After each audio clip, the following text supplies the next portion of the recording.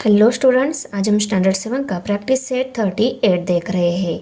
इसमें हमारा question first है, 5 workers take 12 days to weed a field. How many days would 6 worker take? How many 15 take? इस practice set में हम inverse proportion के examples अभी देखने वाले हैं। इनवर्स प्रोपोर्शन क्या रहता है?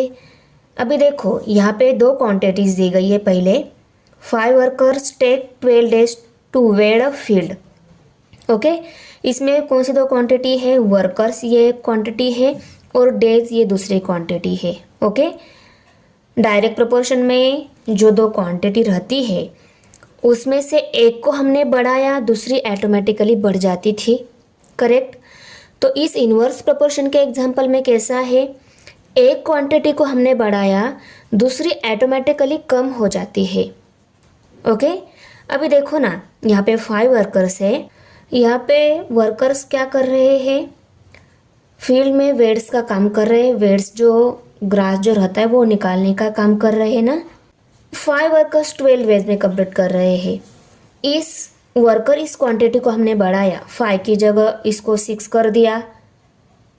ओके, वर्कर्स बढ़ गए। ओके, एक क्वांटिटी को हमने बढ़ाया, दूसरी क्वांटिटी ऑटोमेटिकली कम हो जाती है। मीन्स वर्कर अगर ज़्यादा है तो उनका 12 डेज का काम जो है वो कम डेज में फिनिश हो जाएगा। करेक्ट ना? तो दी गई दोनों क्वांटिटीज में से किसी एक क्वांटिटी को हमने बढ़ाया, दूसरी ऑटोमेटिकली कम हो जाती है।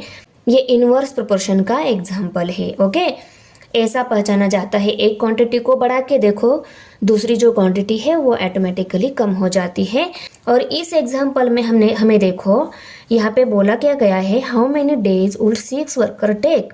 6 वर्कर कितने डेज लेंगे वही काम कंप्लीट करने के लिए। और उसके बाद 15 वर्कर्स अगर है तो वो कितने डेज में काम फिनिश कर देंगे। ओके, और इनवर्स प्रोपोर्शन में कैसा रहता है? दी गई दोनों क्वांटिटीज जो है उनका प्रोडक्ट ऑलवेज क्या रहता है? इक्वल रहता है। Means 5 workers 12 days work finish कर देते हैं, इन दोनों का प्रोडक्ट किनके इक्वल रहेगा? 6 worker take how many days to complete the work. वो कैसे, आपको जल्दी समझेगा। हम टेबल के फॉर्म में सॉल्व करने वाले हैं। ये एग्जाम्पल में workers and number of days ये क्वांटिटी इनवर्स प्रोपोर्शन में है। ये पहले हम एग्जाम्पल में राइट करेंगे। The number of workers and days taken by them to complete the work are in inverse proportion. ये राइट करने के बाद हमें एक टेबल बनाना है। उस टेबल में वर्कर एंड डेज ये लिखने हैं। ओके, पहले हम यहाँ पे वर्कर्स और यहाँ पे नंबर ऑफ डेज ये क्वांटिटी ले लेते हैं। पहले कितने वर्कर्स थे? 5 वर्कर्स थे। उनको वो काम कंप्लीट करने के लिए 12 डेज चाहिए थे। ओके, उसके बाद में हमें क्या निकालना है? 6 वर्कर को कितना टाइम लगेगा? तो x डेज इतना टाइम लगेगा। ये हम यहाँ पे इसको कंसिडर करके राइट कर लेते हैं। उसके बाद में 15 वर्कर्स को y इतने डेज लगेंगे, ये हम मान लेते हैं। अभी देखो, वर्कर और नंबर ऑफ डेज इन दोनों का प्रोडक्ट इन दोनों के प्रोडक्ट इक्वल रहता है। ये मैंने आपको बताया कि इनवर्स प्रोपोर्शन में दी गई दोनों क्वांटिटी जो है उनका प्रोडक्ट ऑलवेज इक्वल रहता है। इन दोनों का प्रोडक्ट इन दोनों के इक्वल रहता है। जैसे हमने डायरेक्ट प्रोपोर्शन में कैसा देखा, दी गई दोनों क्वांटिटी जो है उनका रेशो इक्वल रहता है। और इसमें क्या रहता है? दी गई दोनों क्वांटिटी जो है इनवर्स प्रोपोर्शन में उनका प्रोडक्ट इक्वल रहता है। Product means multiplication. 5 multiply by 12 equal to 6 multiply by x। ये दोनों इक्वल रहते हैं। अभी देखो, इसमें ये दोनों क्वांटिटी है, इस साइड में ये दोनों है। अभी यहाँ पे टोटल 4 क्वांटिटी जो है और उसमें से 3 दी गई है, एक ही निकालनी है। तो इसको हम इजीली निकाल सकते हैं। ये x वैल्यू हमें निकालनी है तो इस 6 को हम इस साइड में शिफ्ट कर देते हैं। 6 यहाँ पे मल्टीप्लाइड है, इस साइड में डिवाइड हो जाएगा। करेक्ट। तो नेक्स्ट स्टेप में कैसा आ जाएगा? 5 multiplied by 12 divided by 6 equal to x। x value निकालनी थी, उसको राइट साइड में ही रखा। उसके साथ जो 6 था उसको लेफ्ट साइड में शिफ्ट कर दिया। और ये 6 यहाँ पे मल्टीप्लाइड था, दूसरी साइड में डिवाइड हो गया। 6 1 ज़ा 6, 6 2 ज़ा 12। और 5 टू जार होता है 10, मीन्स एक्स की वैल्यू कितनी आ गई 10। एक्स क्या कंसिडर किया था हमने, नंबर ऑफ डेज। अगर वर्कर 6 है तो वो काम 10 डेज में ही फिनिश हो जाएगा। अभी वर्कर्स 15 है तो y इतने डेज में काम फिनिश हो जाएगा। ये y वैल्यू निकालने के लिए भी इन दोनों का प्रोडक्ट इन दोनों के प्रोडक्ट के इक्वल रहता है। ये लेकर हम y वैल्यू निकालेंगे। 5 multiplied by 12 equal to 15 multiplied by y। एक साइड में 2 क्वांटिटी, दूसरी साइड में 2 क्वांटिटी, और टोटल 4 क्वांटिटी जो दी गई है उनमें से एक ही क्वांटिटी हमें निकालनी है, अदर 3 क्वांटिटीज हमारे पास है। y वैल्यू निकालनी है तो 15 को हमें इस साइड में शिफ्ट करना होगा। देयरफॉर 15 यहाँ पे मल्टीप्लाइड है, इस साइड में डिवाइड हो गया। देखो 5 multiplied by 12 equal to y। 5 1 ज़ा 5, 5 3 ज़ार 15, 3 1 ज़ा 3, 3 4 ज़ार 12। तो 1 मल्टीप्लाई बाय 4 डिवाइडेड बाय क्या है, डिनोमिनेटर में 1 है तो 4 को 1 से डिवाइड कर लिया। आंसर क्या आने वाला है, 4 ही आने वाला है। 4 इक्वल टू वाई। वाई की वैल्यू कितनी मिल गई, 4। और वाई हमने क्या कंसिडर किया था, अगर हम 15 वर्कर्स लेते हैं तो उनको वाई नंबर ऑफ डेज वो वर्क कंप्लीट करने के लिए लगेंगे। तो y वैल्यू 4 आ गई। इसका मतलब क्या है, 15 वर्कर्स को 4 डेज लगेगा वो वर्क कंप्लीट करने के लिए। Therefore 15 workers will take 4 days. Question number 2 है, Mohan Rao took 10 days to finish a book reading 40 pages every day. How many pages must he read in a day to finish it in 8 days? 10 days एक book reading complete करने के लिए ले लेते हैं तो हर एक दिन 40 पेजेस रीड कर लेते हैं। ओके, अगर उनको वही बुक 8 डेज में रीडिंग कंप्लीट करनी है तो उनको 40 से ज़्यादा पेजेस एक दिन में रीड करने होंगे। करेक्ट, क्योंकि डेज ये क्वांटिटी हम कम कर रहे हैं। देखो 10 से 8 ही हो गई है तो पेजेस क्या हो जाएंगे, बढ़ जाएंगे ऑटोमेटिकली। करेक्ट, ये इनवर्स प्रोपोर्शन का एग्जाम्पल है। पहले हम राइट कर लेते हैं तो हम यहाँ पे लिखेंगे pages read per day and number of days to complete the reading a book are in inverse proportion. Okay, अभी देखो हम टेबल बनाएंगे, उसमें हमारी 2 quantities pages read per day and number of days to complete reading book. Okay, pages read per day and number of days to complete reading book। Okay, अभी देखो pages read per day, कितने pages read कर लेते हैं per day, 40 pages जब per day read कर लेते हैं तब बुक फिनिश होने के लिए 10 डेज इतना टाइम लगता है। अगर 8 डेज में ही वो बुक फिनिश करनी है तो पेजेस x इतने रीड करने होंगे, ये हम कंसिडर करके यहाँ पे राइट कर लिया। और ये इनवर्स प्रोपोर्शन का एग्जांपल है, इसीलिए हमें इनका प्रोडक्ट इनके इक्वल रहता है। इन दोनों की मल्टीप्लिकेशन, इक्वल साइन, इन दोनों की मल्टीप्लिकेशन, ये फॉर्म में इसको सॉल्व करना है। 40 multiplied by 10 equal to x multiplied 8। Okay, यहाँ पे x की वैल्यू हमें निकालनी है, इसके साथ जो 8 है मल्टीप्लिकेशन में उसको हमें इस साइड में शिफ्ट करना होगा। ये x यहाँ पे मल्टीप्लाइड है, ये 8 यहाँ पे मल्टीप्लाइड है, इस साइड में डिवाइड हो जाएगा।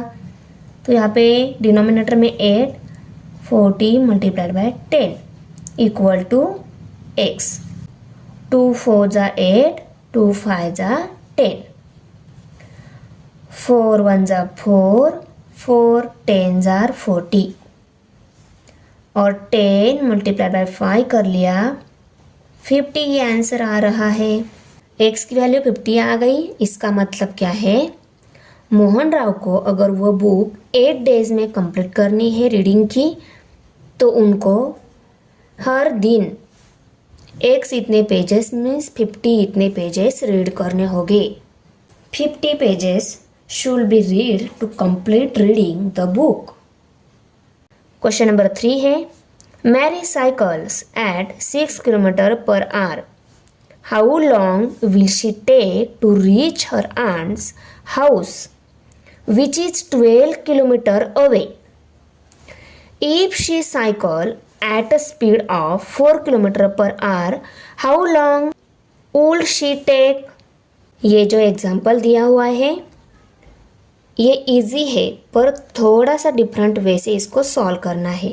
स्पीड, साइकिल की स्पीड. ओके, ये साइकिल की स्पीड, ये क्वांटिटी, टाइम इस क्वांटिटी के साथ इनवर्स प्रोपोर्शन में है. स्पीड ये क्वांटिटी दी गई है पर टाइम दिया नहीं हुआ है. दिया क्या हुआ है? मैरी की हाउस से उसकी आंट की हाउस का जो डिस्टेंस है वो दिया हुआ है. ओके, और इसके बाद भी देखो इसके लिए साइकिल की स्पीड एंड टाइम ये दोनों क्वांटिटी इनवर्स प्रोपोर्शन में है. ये हम पहले राइट करके ले लेते हैं. देखो ये 6 किलोमीटर पर आवर ये क्वांटिटी जो है इसको बढ़ा के देखो. देखो स्पीड अगर हमने साइकिल की बढ़ाई, कितना भी डिस्टेंस हो, ओके, स्पीड अगर हमने बढ़ाई तो आपको जो डिस्टेंस कवर करना है वो कम टाइम में फिनिश हो जाएगा. करेक्ट ना?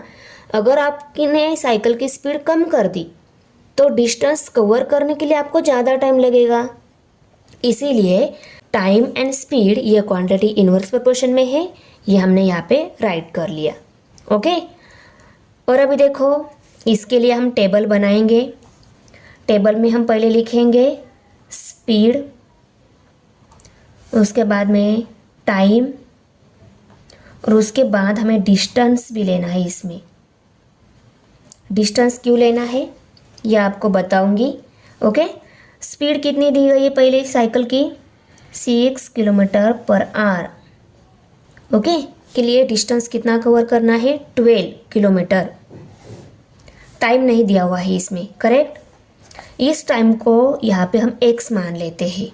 अगर साइकिल की स्पीड 4 किलोमीटर पर आवर है, साइकिल की स्पीड 4 किलोमीटर पर आवर, तब उसको कितना टाइम लगेगा ये भी यहाँ पे निकालना है. देखो if she cycles at speed of 4 kilometre per hour, how long would she take. Correct ना? इसका मतलब यहाँ पे भी हमें इसका टाइम ही निकालना है. इस टाइम को हम y मान लेते हैं. डिस्टेंस उतना ही है, डिस्टेंस उतना ही कवर करना है. टाइम, स्पीड ये दोनों क्वांटिटी इनवर्स प्रोपोर्शन में है. यहाँ पे हम कैसा करते हैं? देखो 6 multiplied by x equal to 4 multiplied by y. ऐसा हम क्या कर लेते हैं? इन दोनों का प्रोडक्ट इक्वल टू इन दोनों का प्रोडक्ट ऐसा लेते हैं ना. इनमें देखो इस साइड की जो वैल्यूज़ है यहाँ पे भी एक वैल्यू निकालनी है, इस साइड की भी एक वैल्यू निकालनी है. टोटल 4 क्वांटिटीज़ में से कोई 3 क्वांटिटीज़ अगर दी रहती है, एक क्वांटिटी हम इजीली निकाल सकते हैं. पर यहाँ पे टोटल 4 क्वांटिटीज़ में से 2 क्वांटिटी हमें निकालनी है. तो इसके लिए हम क्या करेंगे? देखो speed multiplied by time equal to distance. ये फार्मूला जो है, इस फार्मूला की हेल्प से हम x और y वैल्यू निकालेंगे. Speed multiplied by time equal to distance. Okay, speed 6 kilometre per hour, 6 multiplied by x equal to 12. यहाँ पे टोटल 3 है, उसमें से एक क्वांटिटी हमें निकालनी है. ये इजीली हम निकाल सकते हैं. 6 को हम इस साइड में शिफ्ट कर देते हैं. 6 यहाँ पे मल्टीप्लाइड है, इस साइड में डिवाइड हो जाएगा. Therefore x equal to 12 divided by 6. 6 1 ज़ा 6, 6 2 ज़ा 12. x वैल्यू कितनी मिल गई? 2. ओके, इसका मतलब क्या है? टाइम कितना लगेगा? 2 आवर इतना टाइम लगेगा. Similarly speed into time equal to distance. अभी ये स्पीड लेते हैं, ये टाइम, और ये डिस्टेंस लेते हैं. डिस्टेंस 12 ही है, टाइम हमें निकालना है, उसको हमने y कंसिडर कर लिया. स्पीड 4 किलोमीटर पर आवर दिया गया है. ओके, अभी y वैल्यू निकालनी है, 4 को हमें इस साइड में शिफ्ट करना होगा। 4 यहाँ पे मल्टीप्लाइड है, इस साइड में डिवाइड हो जाएगा। Therefore y equal to 12 divided by 4। 4 1 ज़ा 4, 4 3 ज़ा 12। तो y वैल्यू कितनी मिल गई? 3। Therefore y equal to 3। देखो x वैल्यू 2 और y वैल्यू 3 मिल गई है। मैरी 2 आवर्स इतना टाइम लेती है जब उसकी स्पीड 6 किलोमीटर पर आवर है, और वो 3 आवर्स लेती है जब उसकी स्पीड 4 किलोमीटर पर आवर है। गवर्नमेंट वेयर हाउस में जो ग्रेन का स्टॉक है वो 4000 पीपल के लिए 30 डेज जाता है।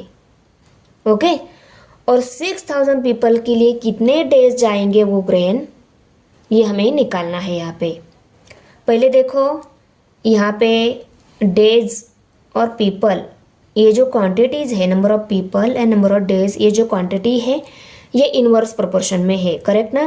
क्वेश्चन नंबर 4 है, the stock of grain in a government warehouse last 30 days for 4000 people. How many days will it last for 6000 people? अगर हमने डेज ये क्वांटिटी बढ़ाई, ओके, डेज हमें ऐसा लगता है कि वो ग्रेन उन पीपल को ज़्यादा डेज जाए, 30 की जगह 40 डेज जाए, ऐसा हमें लगता है। तो 4000 पीपल की बजाय हमें पीपल क्या करने होंगे? कम करने होंगे, तब ये क्वांटिटी बढ़ेगी। करेक्ट ना? इसका मतलब क्या है? Number of days and people, ये जो दोनों क्वांटिटी है ये क्या है? इनवर्स प्रोपोर्शन में है।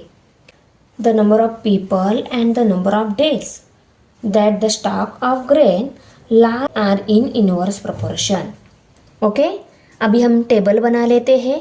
इसमें number of people and number of days. Okay, number of people कितने हैं? पहले यहाँ पे 4000 पीपल है, उनको 30 डेज ग्रेन जाता है। अगर नंबर ऑफ पीपल्स हमने बढ़ाए तो डेज कम हो गए ऑब्वियसली, पर कितने आएंगे वो हमें निकालने हैं ना, तो इसको हमने x कंसिडर करके यहाँ पे राइट कर लिया। तो यहाँ पे हम लिख लेते हैं 4000 multiplied by 30 equal to 6000 multiplied by x value निकालनी है। 6000 को हम इस साइड में शिफ्ट कर लेते हैं। 6000 यहाँ पे मल्टीप्लाइड है, इस साइड में डिवाइड हो जाएगा, और 4000 मल्टीप्लाइड बाय 30, इस जीरो के साथ ये जीरो, इस 2 जीरो के साथ ये 2 जीरो कट हो गए। ओके, इक्वल टू x है ना, उसको राइट कर लिया। देयरफॉर 3 1 ज़ा 3, 3 2 ज़ा 6, 40 मल्टीप्लाई बाय 1 था, 40 ही आंसर आ गया। डिनोमीटर में 2 था, 2 राइट कर लिया। 2 1 ज़ा 2, 2 2 ज़ा 4, और ये जीरो जो है वो एज इट इज़ आएगा। x की वैल्यू कितनी मिली? 20। Therefore x equal to 20। इसका मतलब अगर पीपल बढ़ाए तो वो जो ग्रेन है वो 20 डेज में ही फिनिश हो रहा है। The stock of grain will last for 20 days. तो यहाँ पे हमारा प्रैक्टिस सेट फिनिश हो रहा है। बच्चों, वीडियो आपको अच्छी लगी तो लाइक करना है, फ्रेंड के साथ शेयर करना है, और हमारे चैनल को सब्सक्राइब ज़रूर करना है। और इस मैथमेटिक्स के सब्जेक्ट के साथ ही अगर आपको अदर सब्जेक्ट की भी वीडियो चाहिए तो आपको डिस्क्रिप्शन में लिंक मिल जाएगी। मिलते हैं नेक्स्ट प्रैक्टिस सेट में। Bye. Thanks for watching video. इयत्ता 7वीच्या मराठी, सेमी आणि इंग्रजी या माध्यमांच्या सर्व विषयांच्या स्वाध्यायाच्या नवनवीन व्हिडिओसाठी चॅनलला सबस्क्राईब नक्की करा, लाईक करा, कमेंट करा आणि वर्गमित्रांना शेअर करा.